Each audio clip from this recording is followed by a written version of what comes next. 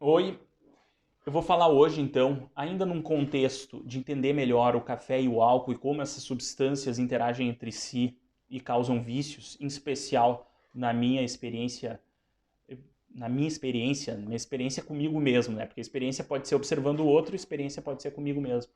No fim das contas, então, é minha experiência comigo, na minha experiência comigo. Bom, o café. Qual é a história do café? É uma invenção árabe, na região do Iêmen. Diz a lenda que um pastor de ovelhas, observando as suas ovelhas comerem determinada frutinha, ficavam mais espertas. Ele pegou essas frutinhas, deu para um religioso muçulmano, que fez todo esse processo que hoje é o nosso café. Torrava e fazia uma infusão. A partir disso, esse religioso percebeu que ficava a noite inteira acordado, conseguindo fazer seus rituais. Então, a partir dali que se difundiu. Não se sabe se isso é verdade, pode ser mais uma historinha, mas o que se sabe é que realmente foi na região do Iêmen, que é uma região árabe. Por isso que o café se diz tanto o café arábico, né? Porque ele vem da Arábia, de fato. Os melhores cafés lá no século XVII, quando iniciou os cafés, eram da Arábia. Bom, mas os próprios árabes têm leis muito rígidas dentro do mundo muçulmano sobre consumo de líquidos que possam alterar o campo de consciência, né? Por exemplo, o álcool não é permitido, mas o álcool te deixa ébrio, te tira a consciência, te deixa sonolento. Já o café não, te deixa estimulado e com clareza.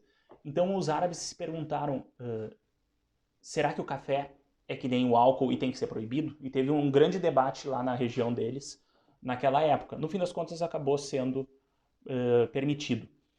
Depois ele veio para a Europa, a partir de alguns viajantes, claro, sempre, né, que percebiam a importância do café, e importância não, mas as vantagens daquilo, e se juntou ao que estava acontecendo na Europa na época, que era o renascimento cultural, onde estava se voltando para todos os valores gregos, saindo do obscurantismo da Idade Média e da Igreja Católica, indo para a clareza da ciência no período chamado Iluminismo. Por isso o café é considerado a bebida do iluminismo, desse renascimento cultural. Todas essas histórias eu estou trazendo desse livro aqui, que se chama História do Mundo em Seis Copos, especialmente daí o copo café. Daí, no século XVII, 1600, se proliferou, então, nesse contexto, os cafés, principalmente em Londres. E os cafés se estruturaram como um ponto de troca de conhecimentos, um ponto de estudo, um ponto de debates, um local que as pessoas estavam lá para aprender, né? Para aprender, debater nesse novo ramo, né? Nessa nova linha iluminista de conhecimento, de geração de conhecimento.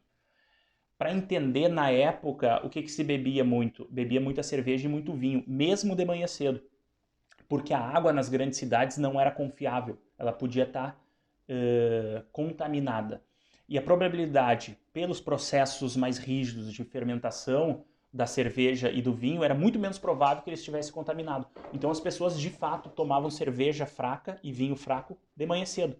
Então imagina uma sociedade que vinha bêbada todo o tempo. Um pouquinho bêbada talvez, mas sim, bêbada desde de manhã cedo.